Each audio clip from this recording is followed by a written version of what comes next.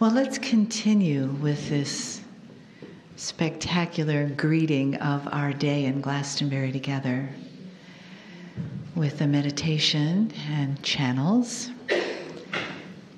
So if you would close your eyes, please, and just take a breath, your breath.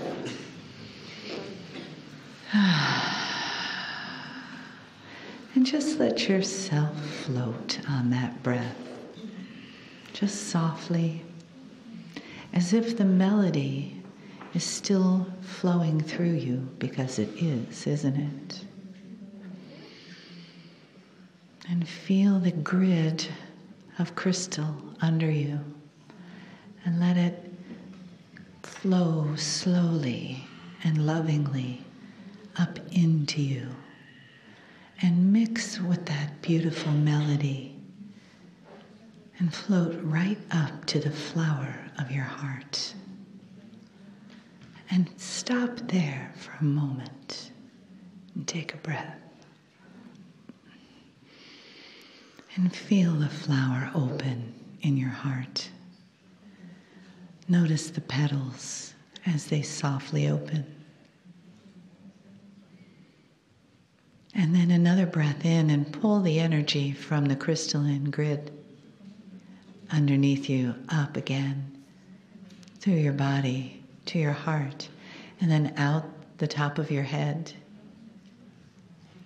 And perhaps it comes out like sparkles or glitter or fireworks or a beam of light, so that the star mothers surrounding us say, "We are with you, we are here."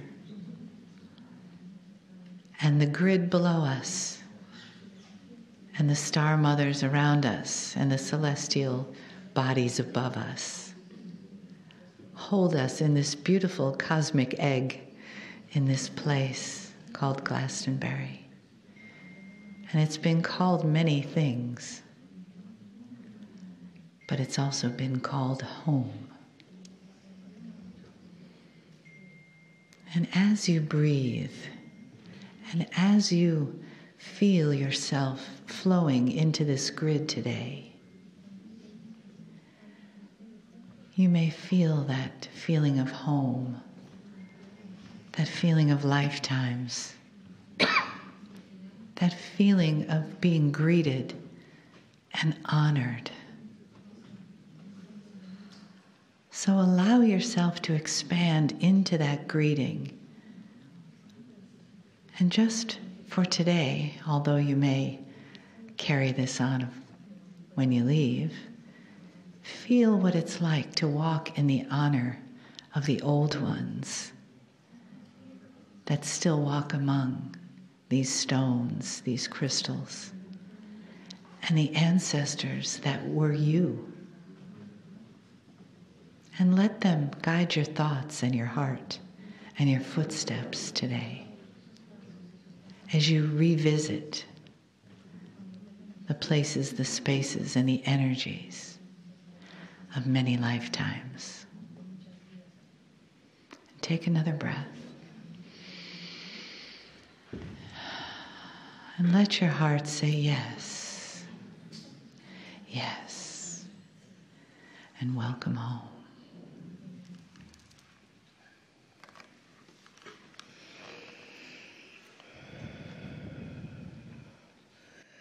So it is a good day to you, huh? So very good to see you, your light, your brightness in this wondrous place of old. Yes, you have walked here before. You have left parts of yourself here and are thinking, well, maybe I should or shouldn't pick it up, huh? No, some of you have been in battle here. Some of you have been the hero here. Some of you have been ostracized here. Some of you have been judged and told you could not be who you are here. Today is the day of healing all. Today is the day of forgiving all, especially yourself. Today is the day to walk these stones and feel the earth vibrate beneath you, to vibrate the cleansing power of you, the healing power of you. As you move through these walls, you will hear voices call to you.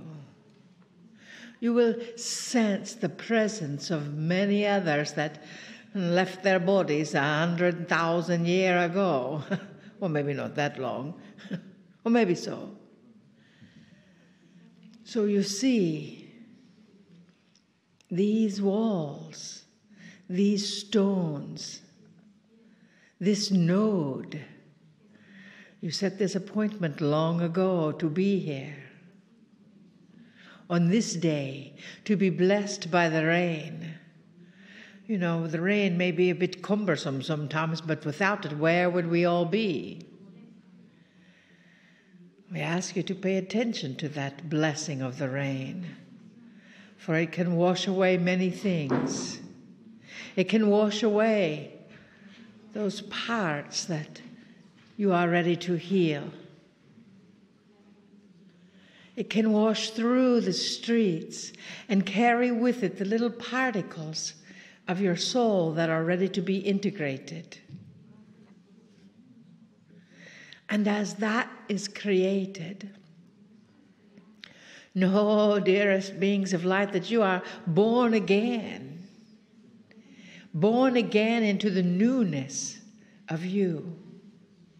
Here on this sacred land, in this sacred node, one of the most powerful in the world, of course, you will understand the vortex of energy that is created by the node.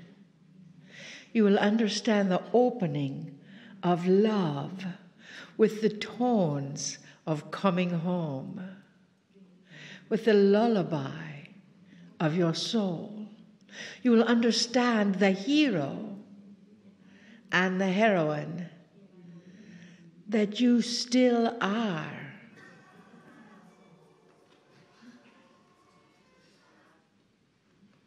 What did we say about the sounds? You will hear voices. You each heard that, yes?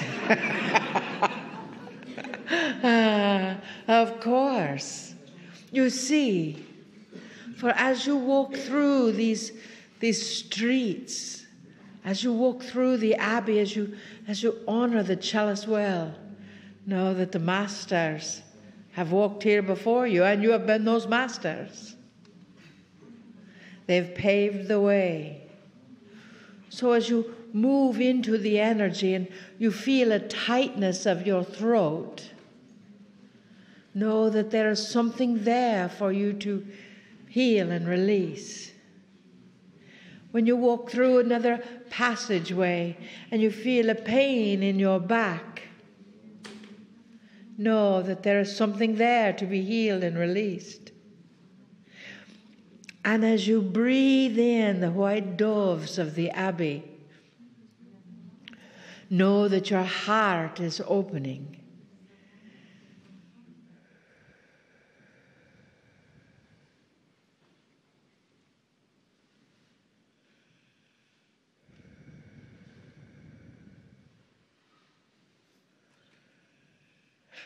Oh, dearest beloveds, it is my honor to see your faces here again. Many of us walked here together. We held the heart of humanity with us. And you asked why. Why was it as it is? I believe you are still asking. You are the truth, the way, the light. We walked here in safety. we, you and I, bring safety back to these streets. To acknowledge that love, as only you can, as I bring that information here. A part of me is here, just as a part of you is here. Forgive. Forgive. That is the key. Forgive all. I implore you, if there is any anger, any pain, any fear you may still have in your heart, it is time to forgive you and all others. You are brought here to be you. You will not be persecuted now. Celebrate that. You will not be in pain now. And know that if some of you feel a pain, it is a pain of the past, not a pain of the present. Sing the tones, the song of your healing, and know that that is why you are here. To remind yourself that you are the way showers. To remind yourself that you are the light, so you can't keep it under a bushel any longer.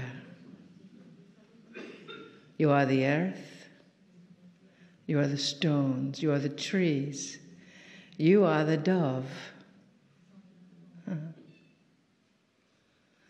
You are the songs of the children and the ancients. And it is good to look with you once again. And I am grateful.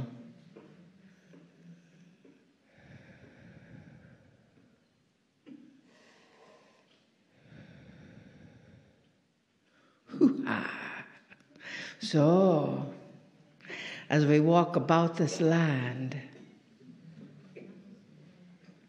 you will know, you will laugh, you will sing, you will dance, you will play. You will be still and know that your heart is healing farther than you ever thought possible. Your heart is forgiving more than you even knew was there. Your love is expanding more in the ways of you. For this land is your land. This land is you. Remember, heal, and then simply be. We love you deeply. We see you as we walk about the streets together today. We look into your heart and share that love together for all time. Namaste.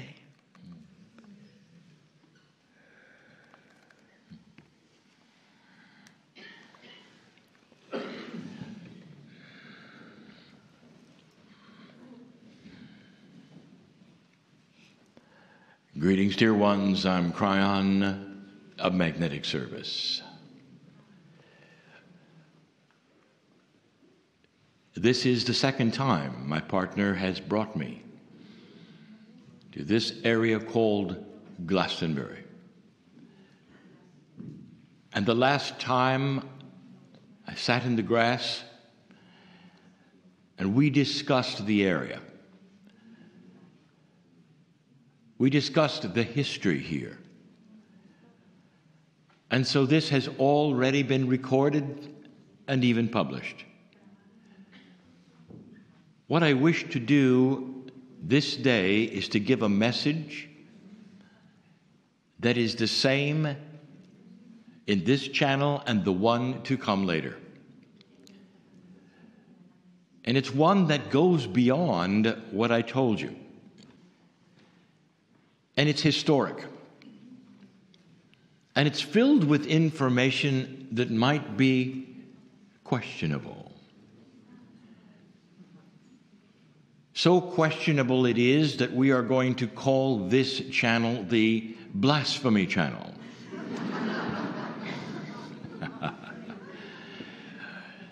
Dear ones, I want to set the record straight.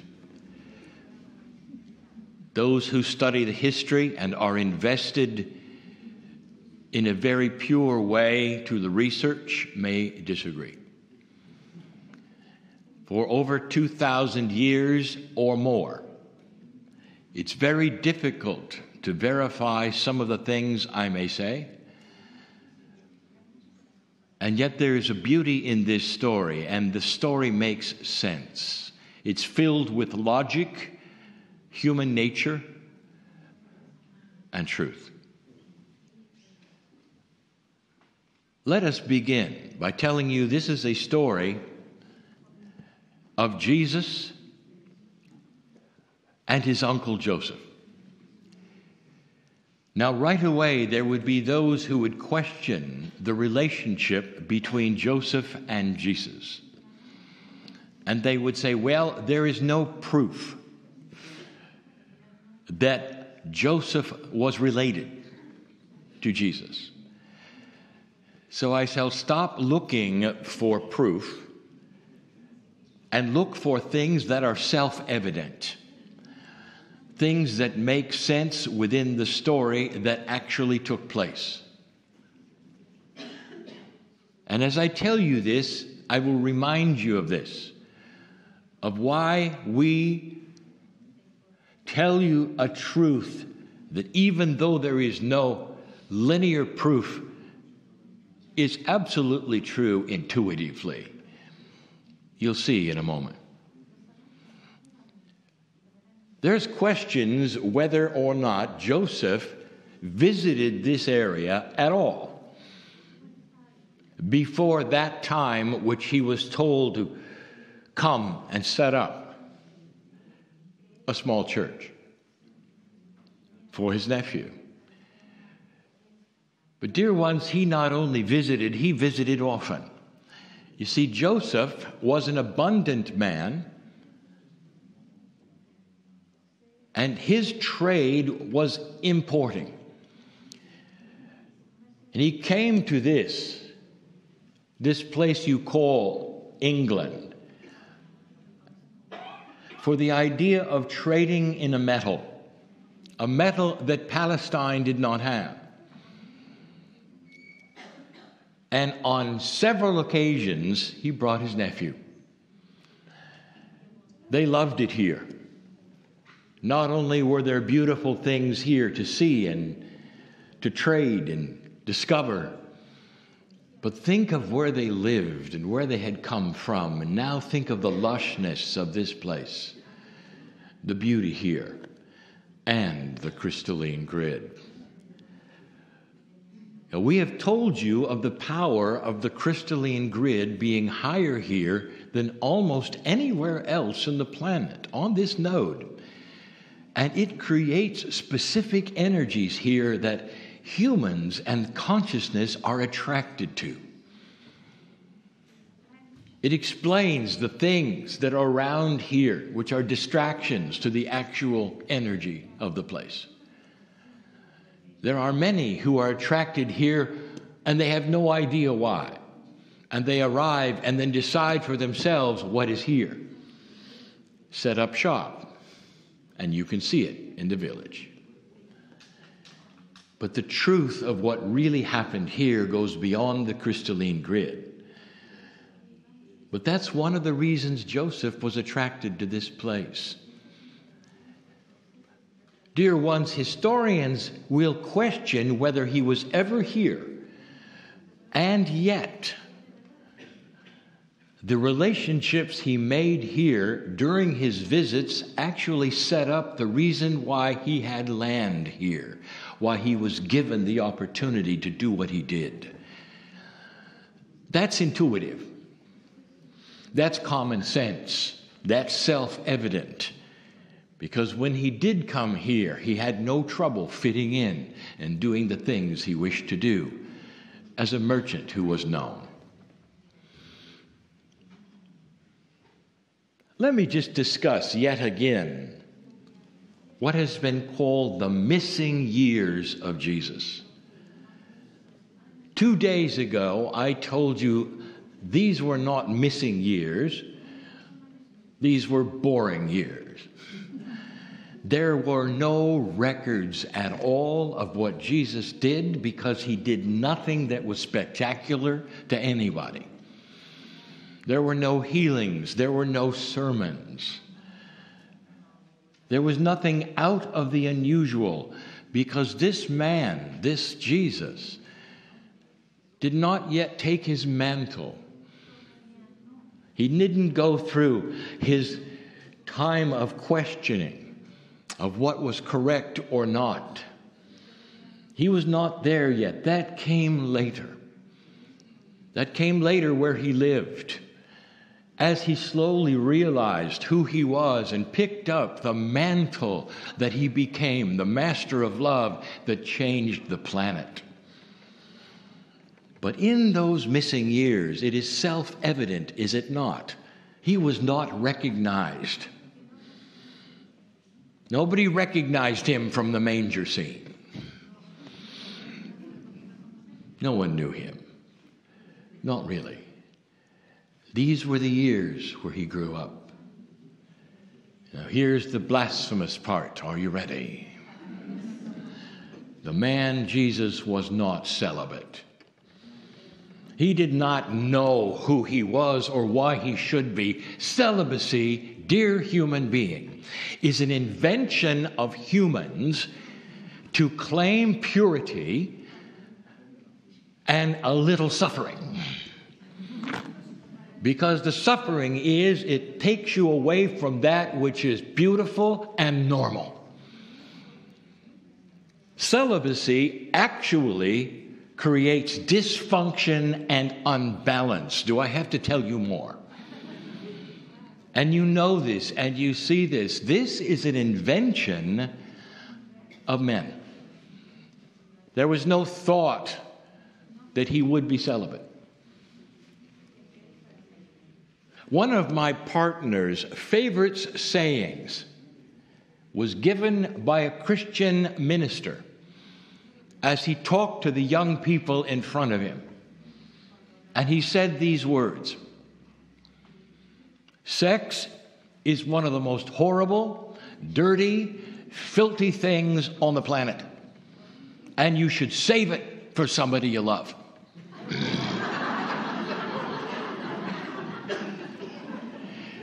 Does this ring with common sense?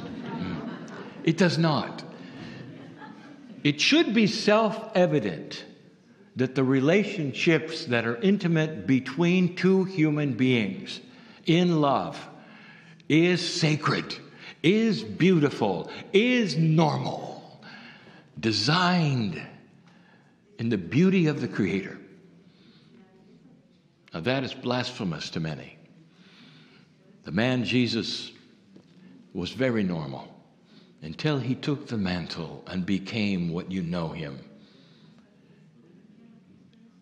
We go to the information that we have started to give you and we enhance it. In the upper room, in what you call the Last Supper, in the final day before the crucifixion, There's all manner of speculation. It has been enhanced and enhanced and enhanced because now you know it was the Last Supper. But the apostles didn't.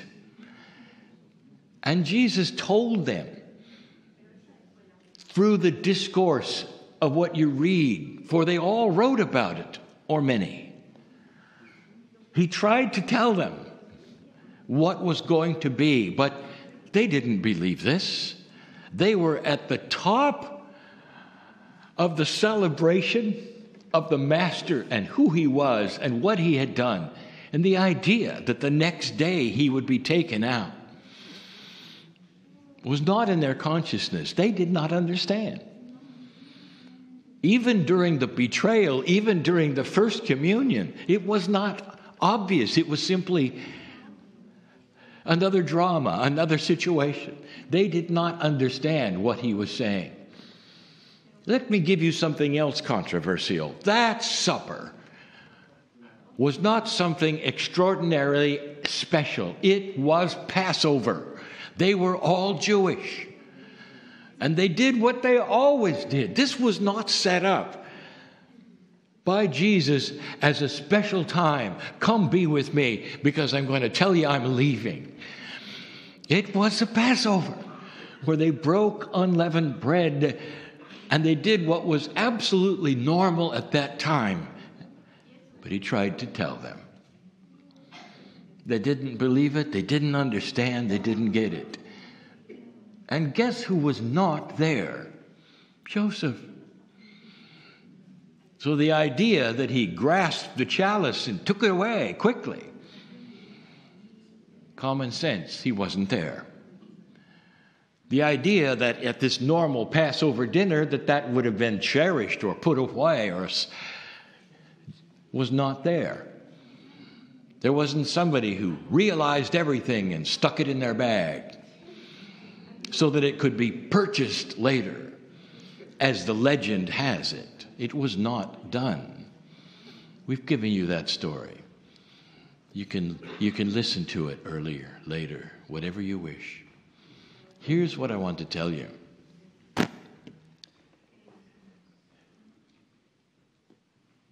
When the man was put upon the wood, it was very interesting, was it not, that none of his apostles or followers were there. Where were they? This took them completely by surprise. They were blindsided. And only in retrospect did some of them realize he was saying goodbye. Where were they? Most of them were afraid. They were hiding. First of all, they had been seen in public with an alliance with the Master. The worst thing they could do is show up at the crucifixion and be identified and taken away. That's not what they wanted. They didn't show up. Only the relatives and the immediate loved ones were there.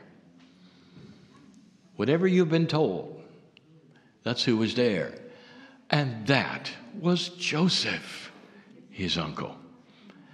Relatives were never questioned. Known loved ones at a crucifixion were never seen as those of interest to the law. They were expected to be there because these are the ones who would eventually take the bodies off of the wood and take them to the tombs. And that was Joseph. So yet again, common sense would tell you who Joseph was. Not even at the Last Supper, but in love with his nephew. His nephew had accompanied him many times. They had plans, perhaps even to live here, in this lush place where the crystalline grid is so powerful. So powerful. What happens next, I have not discussed with you. These are simple facts that you should know. And they are facts which can be researched and discovered in those things you call the Dead Sea Scrolls. It has been written, dear ones, but not necessarily part of what you've been told. We told you that even this day there is a law in Israel, because it was never removed, that says it is against the law to crucify after sundown. It is part of the Jewish law. It is there. And so you know that all bodies were taken off the wood before sundown. But this day, they were taken off even earlier because of dignitaries coming to town. And those in charge did not want that to mar the image on Golgotha as the dignitaries would come into that street. So Jesus' body was removed even earlier. And the one who was there waiting was Joseph, his uncle. Wouldn't have mattered how early or late, Joseph was there. And what happened next, you should remember and realize about Joseph. He took the body off of the wood. There were helpers. There always were. Like there are helpers at grave sites. There are helpers. But Joseph, he helped manage this. And where they took his nephew next, you should know. His nephew did not have a tomb yet. Wasn't old enough. Didn't have abundance. That's something you purchase. You purchase it in advance, like some of you will purchase grave sites in advance. Joseph, an abundant man, had a tomb very, very close to the hill where this took place. And Joseph took his nephew off of the wood. And Joseph took his nephew to his own tomb that he had purchased and had. That was Joseph's tomb. Beautiful, that love of that relative, of that man for his nephew. Where were the apostles? Where were all the followers? The only other relative, the only other loved one was named Mary. And she was there too. Not questioned at all, because those in the area knew who she belonged to. That's the story. But you're in Glastonbury. What does this have to do with that? And here it is. The legends are correct. Joseph came back here. He came back to this spot where his nephew loved, where the crystalline grid was strong, where he felt the lushness of the earth, to build an oratory, a chapel, a prayer place that would become, in legend and reality, the first Church of Christ. In honor of his nephew, he built this. You'll hear the guides say many things today and point out where this was and what was destroyed and what was rebuilt, all accurate and true. But it all started with Joseph. And here's what I want to tell you.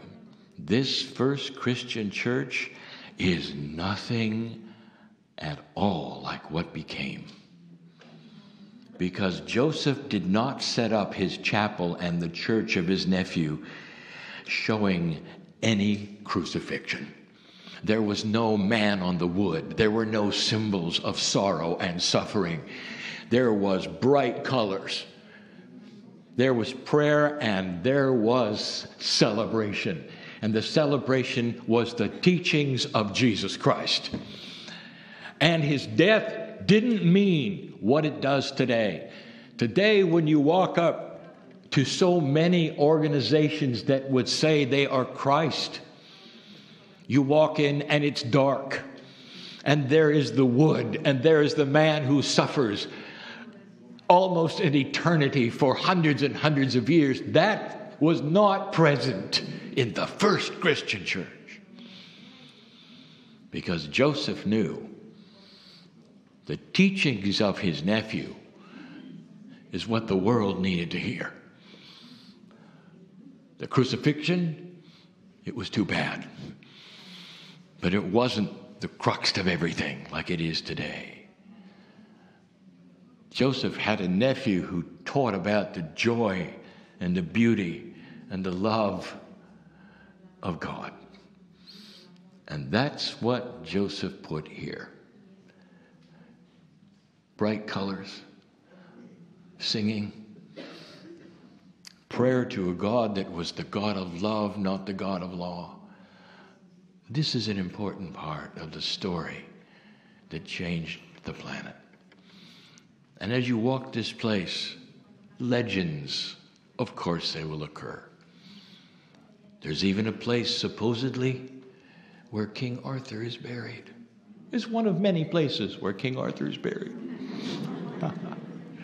I will call this place Convenient Abundant Bones.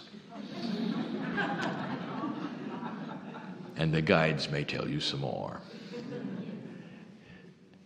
It's sacred ground. It really is. Not only does the crystalline grid remember it so well, but this is where Joseph came to honor his nephew. And he did it right.